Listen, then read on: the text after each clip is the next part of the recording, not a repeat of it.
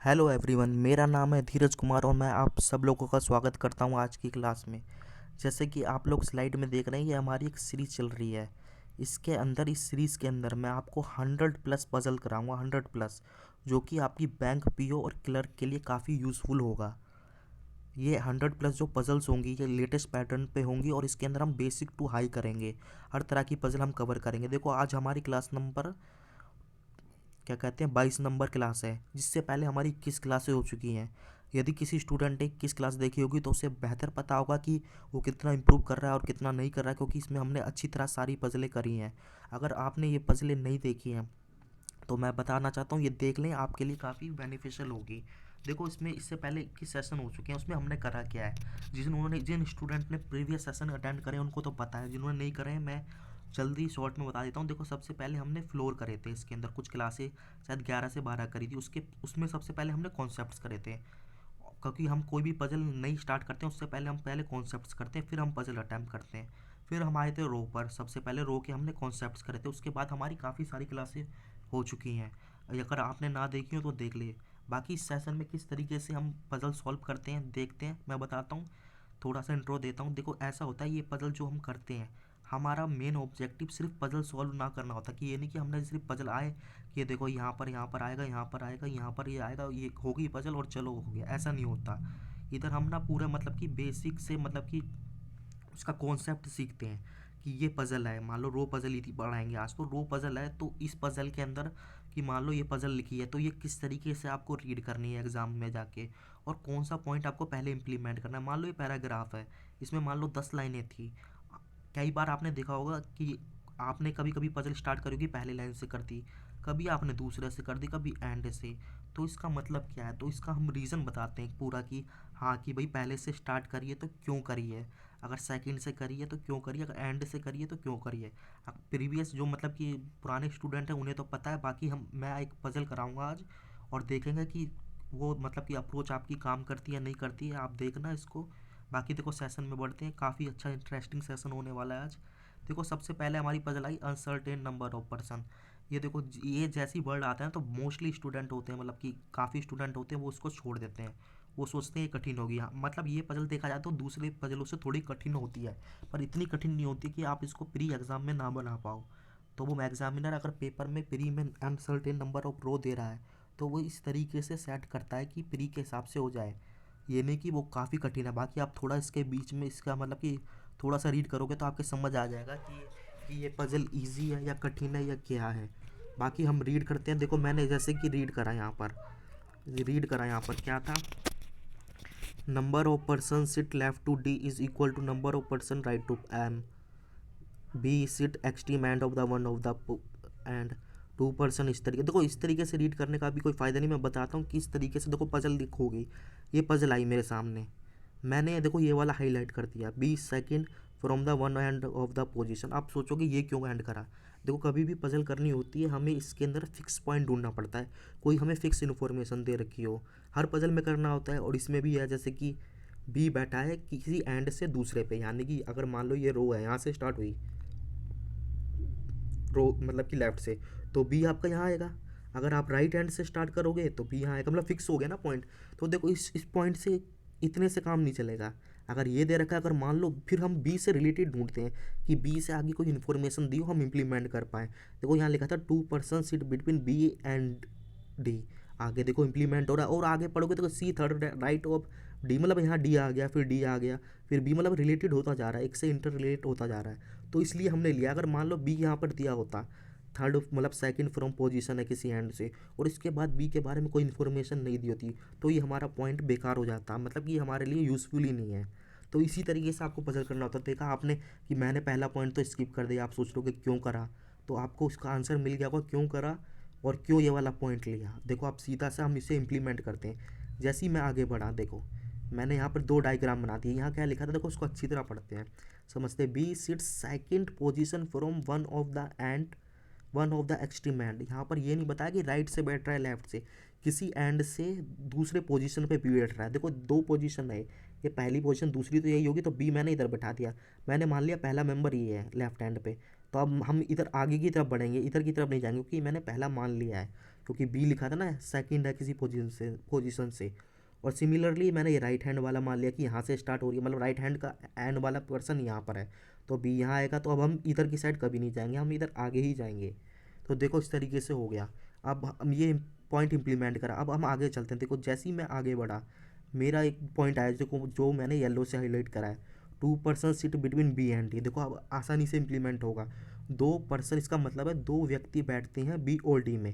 देखो बी तो ये रहा आपका, अगर आप 2 बिठाओगे तो पीछे तो जा नहीं सकते, मैंने बताया क्यों नहीं जा सकते, क्योंकि बी किसी एंड से दूसरा था, तो इधर जाओगे तो आपकी सारी पोजीशन गलत हो जाएगी। तो अगर मान लो आपने बी ये 2 बैठा दिया यहाँ, तो यहाँ से तो 3 हो गया, तो ये तो पजल ही गलत हो गई। जिसने कहा था ये वाला पॉइंट, ये वाला तो इम्प्लीमेंट ही नहीं हुआ। तो इसी वजह से हम आगे बढ़ेंगे। 1 और 2, और तीसरे पे आएगा आपका डी। 2 मेंबर रहेगा ना, 2 person between B and D. Similarly आप इधर भी नहीं जाओगे, जैसे मैंने इधर बताया था सेम कंडीशन इधर है, तो 1 और 2 डी आ जाएगा। इनके बीच में 2 मेंबर है। देखो अगले स्लाइड पे देखते हैं, देखो ज़्यादा क्लियर लिखा है यहाँ पर। देखो बी और डी के बीच में 2 मेंबर है, आ गए, बी और डी के बीच में 2 मेंबर है।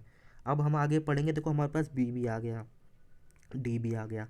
अब हम जो भी पॉइंट देखेंगे ना, बी और डी से ही रिलेटेड देखेंगे, उसके अलावा पॉइंट नहीं देखेंगे कि कोई और पॉइंट लिखे। जैसे ये पॉइंट है, देखो 4 person seat between J and A. अब देखो जे है कहीं ए है, तो कहाँ इंप्लीमेंट करोगे। तो इसलिए मैं कह रहा था इन जो इसके रिलेटेड होंगे बी और डी से, वही ढूंढेंगे। अब देखते हैं, जैसे ही मैं आगे बढ़ता हूँ स्लाइड में, मैंने यहाँ पर देखो दिखाया आपको C third right of D. C third right of D है। देखो इसमें कोई कन्फ्यूजन भी नहीं है, अनसर्टेन नंबर है और सारे फेसिंग नॉर्थ हैं। तो देखो सी थर्ड राइट है, तो राइट के लिए तो इधर ही जाना पड़ेगा ना। मैंने बताया ये लेफ्ट हैंड होता है, ये राइट हैंड होता है। जब क्या कहते हैं राइट, उधर राइट की तरफ बढ़ेंगे ना, देखो लिखा है ना, तो राइट इसके राइट से बढ़ेंगे ना, इसके राइट से, तो इसके राइट से तो इधर ही बढ़ेंगे, राइट हैंड तो यही है ना। इस तरीके से सिमिलरली इधर आएगा। देखो C seats third right of D, देखो डी इधर है, एक राइट, 2 राइट, और इस तरीके से आ जाएगा। देखो इस तरीके से करें, 1 राइट, सेकंड राइट और थर्ड राइट। पर आप इधर इंप्लीमेंट करने की कोशिश करो, इसका राइट इधर मत ले लेना, ये तो लेफ्ट है, इसका राइट इधर है। सी इज थर्ड राइट, देखो 1 राइट ब्लैंक वाला, सेकंड राइट ब्लैंक वाला, और थर्ड राइट देखो बी के ऊपर ही आ जाएगा सी। तो ऐसा तो हो नहीं सकता, जब हमारा इधर बी बैठा तो ऑलरेडी सी कैसे बैठा सकती हो। तो ये गलत हो गया, मतलब ये वाली पॉसिबिलिटी तो हमारी यहीं ख़त्म हो गई। अब हमारे पास एक पॉसिबिलिटी बची है, जिसके साथ मतलब एक ही कंडीशन है, इसके साथ आगे बढ़ते रहो, आपकी पजल बन जाएगी। देखो मैंने आगे बताया होगा, देखो ये रहा, यहाँ पर देखो लिखा था ना C third right of D, 1 right, 2 right और 3 राइट। और यहाँ पर आप बढ़ जाओगे तो मैंने रेड से इसको अंडरलाइन कर दिया, मतलब हाईलाइट। 1 राइट, 2 राइट, यहाँ पर देखो ऑलरेडी है तो बिठा नहीं सकते। अब देखो अब हमारे पास पॉइंट कितने आ गए, देखो यहाँ पर देखो बी भी आ गया, डी बी सी भी, और बी और डी सी से ही हम रिलेटेड पॉइंट ढूंढेंगे और कोई नहीं। हमें कोई पॉइंट मिलेगा तो देखते हैं अगली स्लाइड में। देखो यहाँ पर मिला मुझे एक पॉइंट, ये मैंने येलो से करा है, 5 person sit between C and D. देखो सी तो हमारा ये था, 5 पर्सन है। देखो अब हम दोनों तरफ काउंट करेंगे, लेफ्ट में डी और राइट में भी, कहीं पर भी हो सकता है। तो पहले लेफ्ट में करके देखते हैं। देखो 1, 2, 3, 4, 5, ये 5 यहाँ तक हो गए ना। देखो 1, 2, 3, 4, 5, तो हमारा क्या कहते हैं ई कौन सा था, 5 पर्सन सी, और ई इधर आएगा, तो ई इधर कैसे आ जाएगा, जब ऑलरेडी आपका बी बैठा है तो ई कैसे आ जाएगा। तो हमें राइट हैंड साइड की तरफ बढ़ना पड़ेगा। देखो मैंने यहाँ पर बढ़ाए 1, 2, 3, 4, 5, इधर ई कहीं आ जाएगा। अगली स्लाइड पे देखते हैं, देखो यहाँ पर लिखा हुआ है, लिखा था ना 5 पर्सन ई एंड सी, 1, 2, 3, 4, 5, ई इधर आ गया। इधर मैंने बताया क्यों नहीं आया, क्योंकि इधर ऑलरेडी बी बैठा है, यहाँ बैठाओगे तो इसके ऊपर आ जाएगा, ऐसे हो नहीं सकता, 1 पर्सन एक ही पे बैठा होता है। आगे हम बढ़े, अब देखो हमारे पास ये 4 आ गए, बी भी आ गया, D B C B E B. अब इन्हीं से रिलेटेड पॉइंट हमें ढूंढने पड़ेंगे, कोई ना कोई मिल जाएगा आगे। देखो आगे हम गए, क्या लिखा था, ए फोर्थ राइट ऑफ ई, आसानी से मिल गया। देखो इधर मैंने प्लेस कर रखा है, देखो ई इधर था। अब फोर्थ राइट के लिए किधर बना, राइट हैंड साइड ही तो बनना पड़ेगा, नॉर्थ देख रहे हैं तो 1 राइट, 2 राइट, 3 राइट और ये 4 राइट, ये आ गया। ये देखो आराम से आ गया। आगे हम चले, ये देखो यहाँ पर चले, अब देखोगे ये वाला पॉइंट मैंने छोड़ दिया, क्या लिखा है, जे थर्ड राइट ऑफ एंड। देखो अभी हम इसको इसलिए डिसाइड नहीं कर सकते। देखो आपने यहाँ तो बना दिया 1, 2, 3, जे यहाँ बना दिया, पर अभी आपको पता नहीं है, हो सकता है इसके बीच में कितने मेंबर हैं। तो अभी हम कोशिश करेंगे कि इन्हीं से कोई रिलेटेड पॉइंट आ जाए, मैंने बताया था ना। तो देखो इन्हीं से रिलेटेड पॉइंट यहाँ पर आ गया था, 4 person seat between J and A. J and A के बीच में 4 पर्सन बैठते हैं। देखो अगली स्लाइड में बताता हूँ तेरे आपको, जे ए और जे, और यहाँ पर देखो, यहाँ मैंने हाईलाइट करा है, 4% जे और ए के बीच में 4% है। अब आप आसानी से बना सकते हो, देखो ए तो ये रहा, और 1 2 3 4, तो जे आपने इधर बैठा दिया, मान लो बैठा दिया इस तरीके से। पर जब आपने रेड वाला पढ़ा, आप अब इसको दोनों पॉइंटों को ना, रेड और क्या कहते हैं येलो को, आपको कनेक्ट करना पड़ेगा, तभी ये पजल होगी। और लिखा था J sits third from right hand, अब राइट हैंड यही तो होगा, मान लो यहीं पर आ गए तो पजल खत्म हो गई। तो देखो 1 2 3 4, ये तो 5वें नंबर पे, तो ये गलत हो गया, तो इस वजह से हमने यहाँ पर नहीं लिया।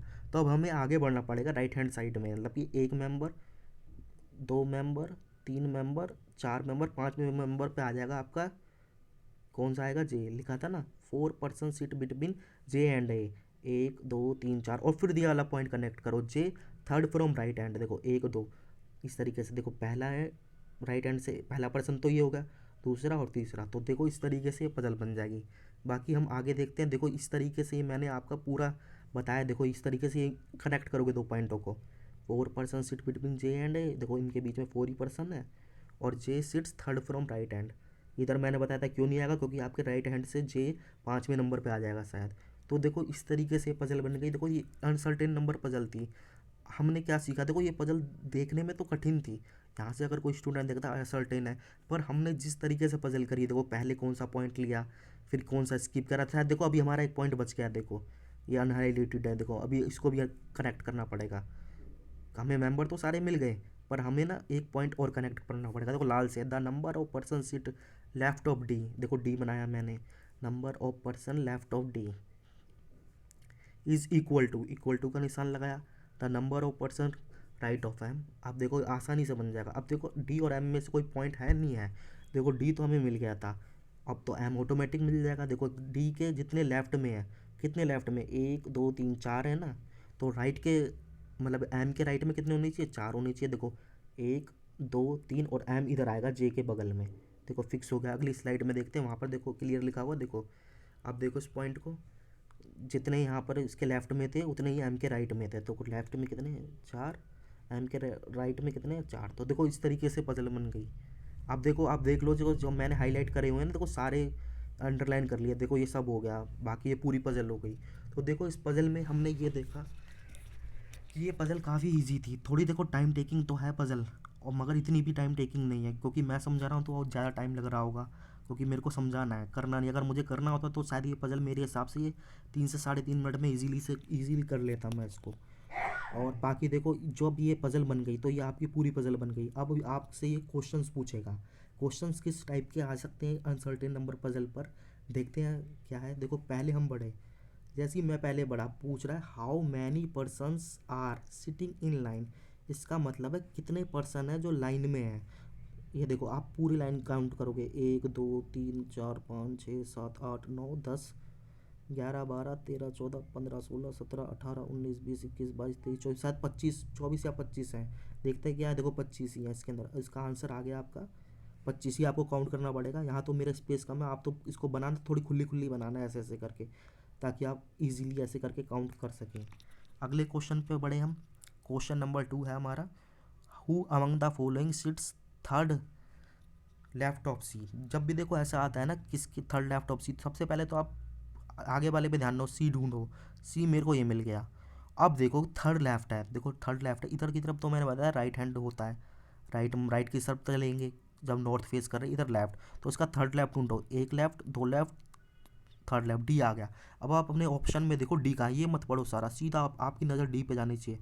डी ऑप्शन पे ही है, मतलब आंसर जो आपका डी है वो डी पे ही है, तो डी आ गया। देखो यहाँ आंसर दे रखा है। अगले क्वेश्चन पे बढ़ते हैं, किस तरीके सॉल्व करना है। Who among the following seats eight extreme and, कौन है जो इनमें से एक्सट्रीम एंड पे बैठता है। आप देखोगे ये रो है, मैंने बताया जब ये रो है तो ये लेफ्ट हैंड है, राइट हैंड है, नॉर्थ फेस कर रहे हैं, तो एक्सट्रीम एंड ये होते हैं, जो पहला वाला है ये एक्सट्रीम एंड है, और ये लास्ट वाला है ना राइट के, ये भी एक्सट्रीम एंड है। आप देखोगे इसके अंदर तो कोई है ही नहीं, तो क्या आंसर करें, नन ऑफ द अबव करें, क्या करें। आप एकदम मत करना, पहले आप देख पढ़ना कहीं आपके यहाँ पर कुछ लिखा तो नहीं। देखो नन लिखा है, नन का मतलब होता है कुछ भी नहीं, और नन ऑफ द अबो का मतलब होता है ऊपर में से कोई नहीं। इन दोनों में बहुत बड़ी बात है, आपको समझना पड़ेगा। देखो नन का मतलब है कोई नहीं, तो नन ही तो है हमारा, यहाँ पर भी कोई नहीं, यहाँ पर कोई नहीं। अब कोई कोई स्टूडेंट क्या करेगा, नन ऑफ द अबो कर देगा, वो गलत हो जाएगा। आपको पढ़ने पड़ेंगे ऑप्शन।